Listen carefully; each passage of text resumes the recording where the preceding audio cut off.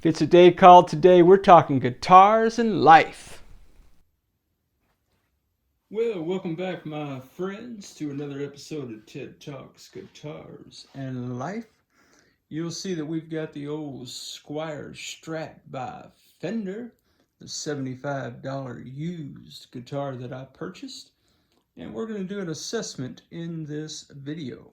Should be fun. Stick around. Well, guys, I have already made some pretty interesting discoveries. So let me get you in here and show you this truss rod. This is fascinating. Well, guys, it's not going to shock any of you to know that I was filming. I thought I was filming. I was talking to you, man. We had a great time, man. But I guess I didn't hit record after all. Well, we're just taking the strings off the guitar. We've made some fascinating discoveries just already in this little journey. I was looking at the truss rod just to make sure that we had a truss rod that worked. If you guys saw one of Brant's videos recently, it's probably been a little bit now. That'll give you some idea, Brant, of how far ahead my videos are from real time anyway. And Brant had a guitar he was working on, man, and he couldn't get it dialed in and had some buzz on the first fret that he just could not get worked out, man. We ended up having a Zoom call talking guitars and life and troubleshooting, and we kind of determined in our conversation that what he had was a malfunctioning truss rod. And guys, if your truss rod don't work, you got issues, bro. You got issues. Okay, so the reason you'll see that I've taken the string trees off, we actually did that together. But you don't remember that because I wasn't filming.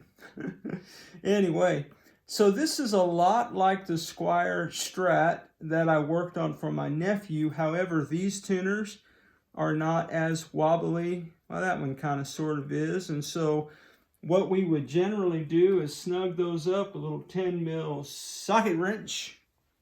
If I had my tools, I would do that. I do not. So let's focus on one thing that I find incredibly fascinating.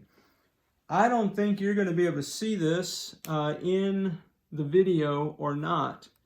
But folks, that is not a 4 mil truss rod. No, it is not. That, my friends, is a 3/16 Fender spec truss rod. I bought this tool for my, I think I had a Squier or a Fender made in Mexico or something, and it was 3/16, and so I bought this. And interesting, man, this bad boy just fits right on in there, Jack. And that truss rod is a turning whichever way I go.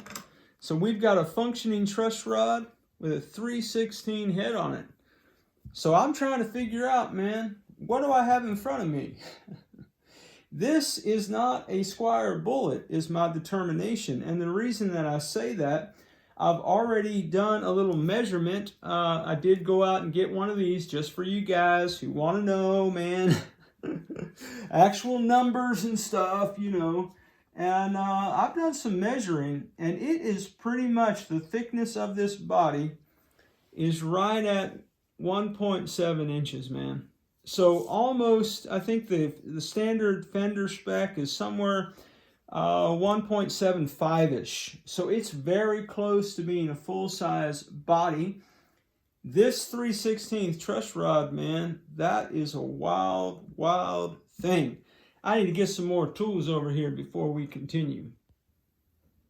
Okay, guys, just while I'm taking these tuners off, one of the things that I noticed is that I did have a few of these I had a few of these, nope.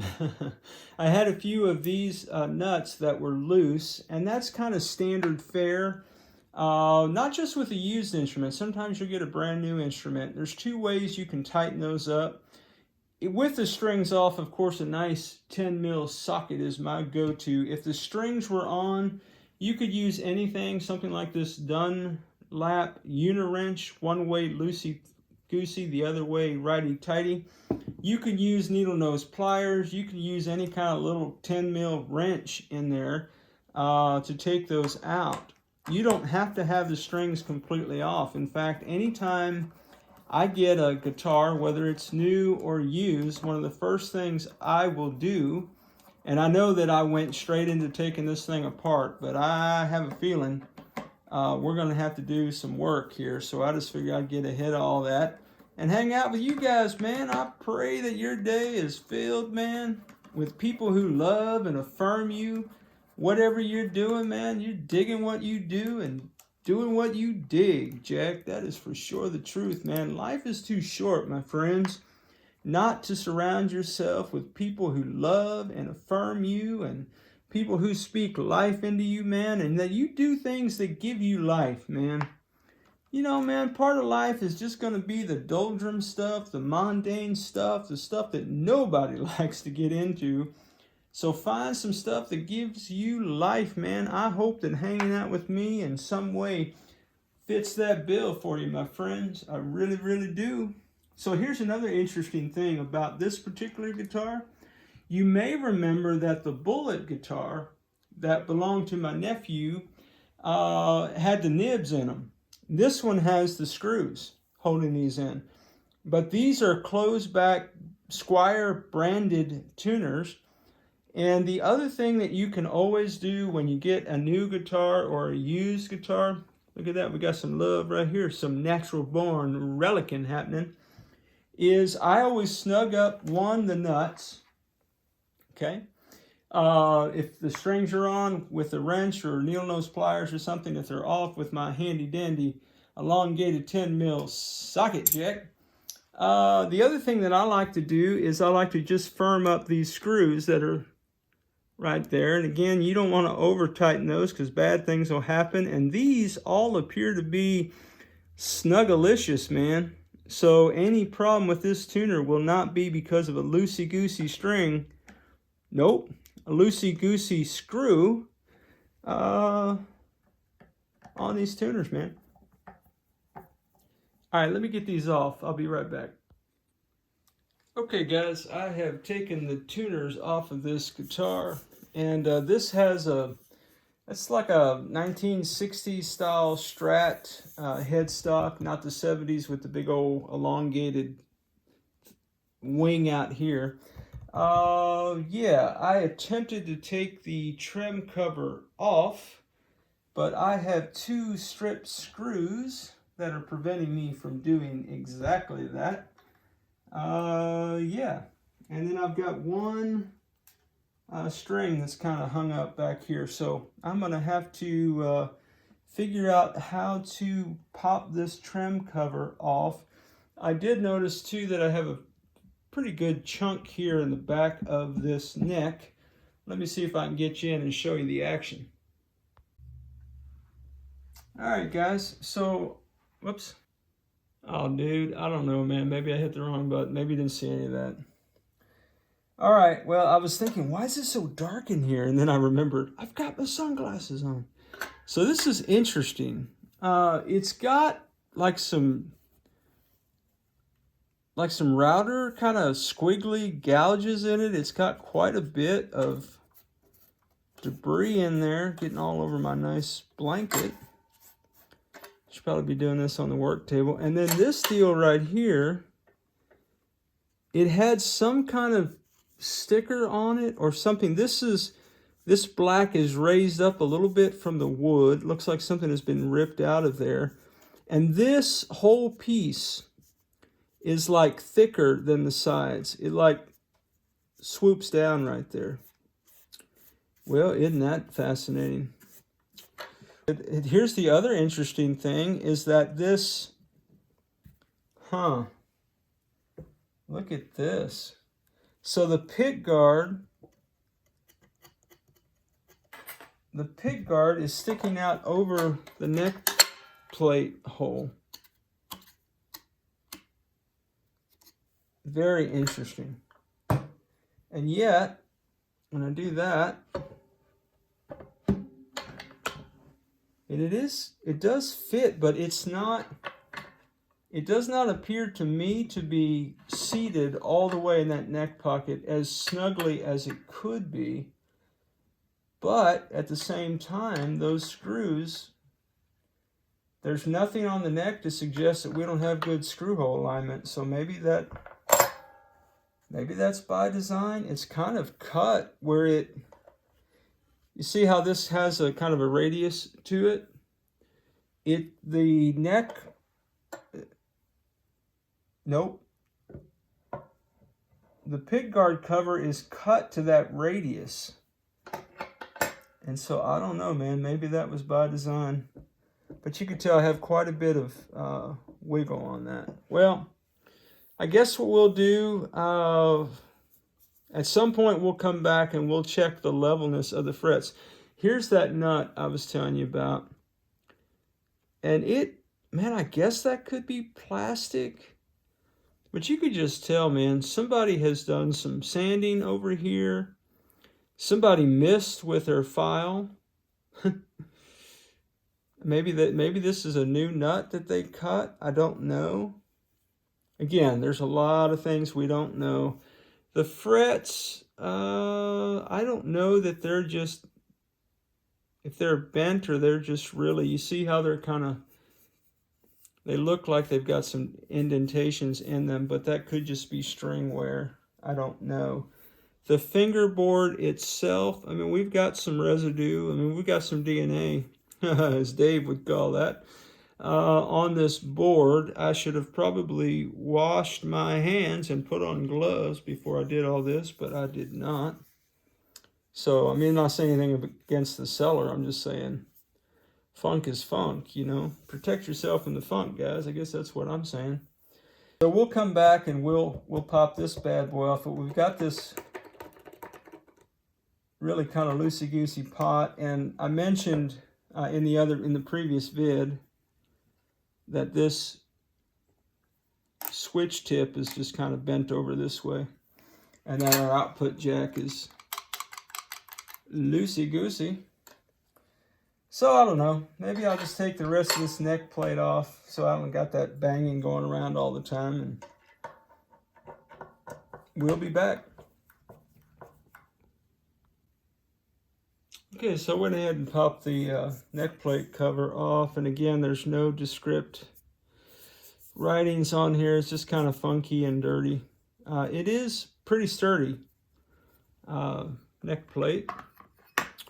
So, put our screws over here. Yeah, these screws do not drop through the body the way they did on the Bullet. I still think that Bullet, man, somebody had been in there and it had some work done on it. So this particular guitar, one of the things that would be easily remedied would be to just snug up this little hex nut here. You could do that with needle nose pliers. It depends on how much of the, if you're worried about scratching something, you do not want to use the tool that I'm doing this with in my hand at the moment. I've got some sockets over on the workbench. But again, yeah, that's pretty snug that's snug enough for what we've got. So while we're here, what we'll do is we'll go ahead and pop off the output jack plate. While I'm doing that, I'm kind of eyeballing the bridge. I don't see any writing on it anywhere. I'm just looking for any kind of signs, man. Yeah, just your one-pointed connection, output jack. Got your standard cavity. I mean, it's dusty and kind of dirty and all that. But, yeah. About what we'd expect in a guitar that, again, I can't really speak to price point. I really can't speak to much of anything. Because I don't know. I don't know what this guitar is. So I don't know what it costs new. So again, I mean, I didn't ask the seller what he gave for it, but I don't know how much this guitar would have cost new. I don't even know what it is, guys. I mean, that's kind of the fun part about all this.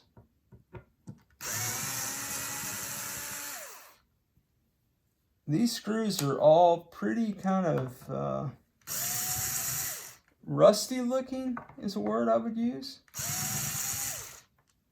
And some of them appear to be a little stripped out, just a tad bit. But they're pretty funky. Pretty funky monkeys, man. Yes, sir. This one kind of got stuck. Yeah, that's stripped totally out. I'll just yank it out.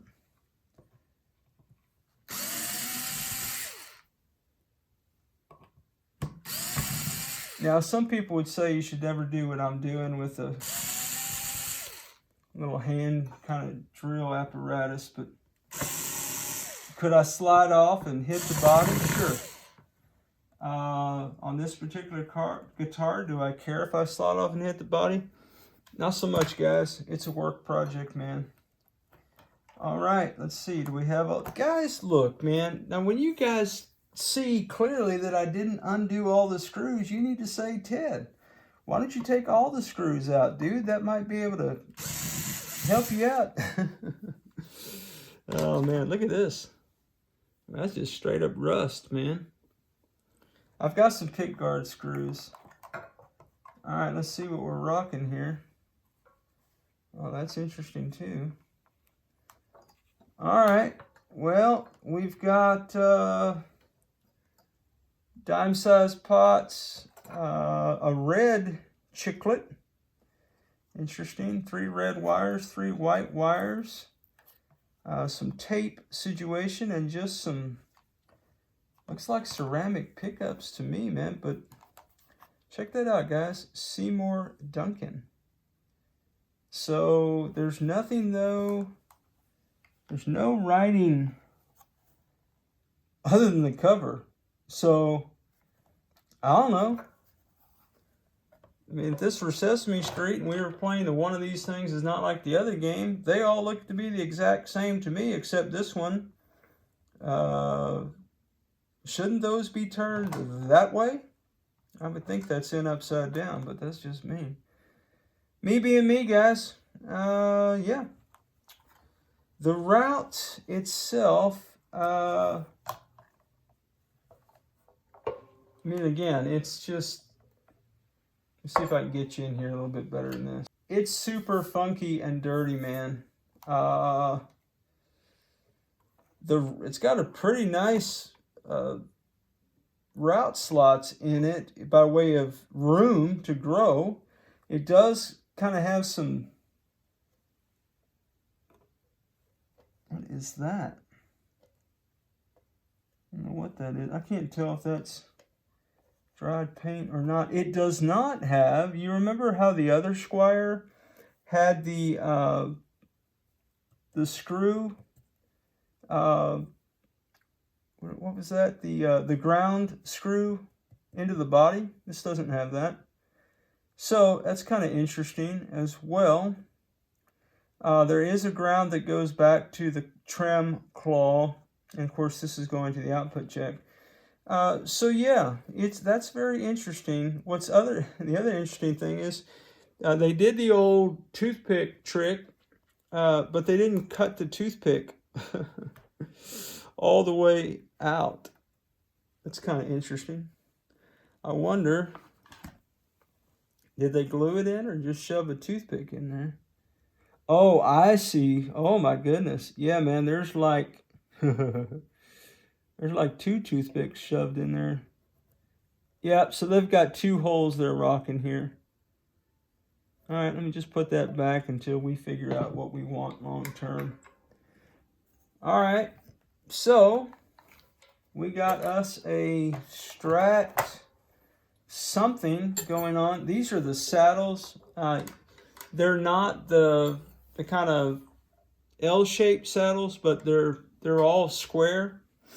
And you can also probably tell just how high off the body those saddles are. I mean, they're shooting way up here, and the string action on this thing was just atrocious. So, okay, well, from here, I think we've got to go to the next series of vids, and what we'll do in those vids, I can figure that out right now. In fact, let's just do that while we're hanging out, talking guitars and life. Where's Mr. Dunlap? Let's take Mr. Dunlap. See if we can get under here a little bit. See if we can pop this. Yeah, okay. So yeah, we just got a whole loosey-goosey situation here. There we go. So guys, sometimes, man, it's just a matter of tightening some stuff up. Not a lot of work required. The seller said that, you know, he said, man, well, you know, it's kind of scratchy and all that. And well, yeah, it certainly would be if your pot is all cattywampus like that. And again, the switch is bent. I don't know if you can tell that it's bent or not. And it's just an old box switch. There you go, I bent it straight, which is, well, kind of short of straight.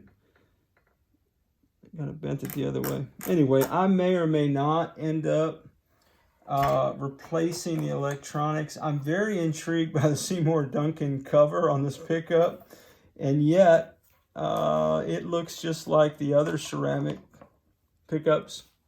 Guys, put in the comments, what do you think about this, man? Are those not all the same thing? Is that not what you're seeing where you are? About the only distinction, though, this pickup, nope, it's the same rubber wire. It's just got so much, it's got so much buildup and gunk on it that it looks like it's cloth, but it's not. It's just super dirty. I'm afraid what I'll find if I take this tape off, but we might as well do that. Yeah, I think they were just trying to protect the wires against that screw. So, yeah. All right, well, yeah, pretty much, man. Pretty much. The back again, kind of goldish, somewhat thickish. Just really cheap wiring. This cheap rubber wire. The claw's pretty thin. This trim is the width of that is a little bit thicker, about 1 mil thicker than the bullet was. I thought that was interesting when I saw that. And then we've got a music fan here of various genres, but we can be taking those stickers off for sure. So I don't know if I want to just cut wires right now or not, but maybe I should. Sorry guys, I'm thinking in real time and you're just hanging out with me talking guitars and life, so hopefully that's all right. I think the next thing I want to do, I want to go over to the workbench in the next vid. I want to see what we've got here on the frets. See how level they are. Again, there's no real sharp fret ends. I can feel them more than I want to feel them. So I'll just be cleaning this whole thing up. And that is probably the best shot you're going to get. This little, looks like somebody took a nail and tried to nail through that. I'm not saying that's what they did. I'm saying that's what it looks like. And then you can kind of see the file marks here. And again, I don't know if that nut is an aftermarket nut or not. It appears to be, because it's not the exact width on this side. And again, the freakiest thing, man, is that truss rod. That is the freakiest thing, my friends. All right, guys. Well, that's going to do it for the initial kind of assessment and overview. Unfortunately, we're not any further down the road in trying to understand when this guitar was made. We don't know that it's, I don't think it's a bullet because of the body thickness. I don't know what year it was made. I don't know so much about this guitar. But I do know, Jack, that we're going to turn this into a rock and roll machine because that's what we do on the channel. Hey, stick around for the journey, man. It ought to be a good time.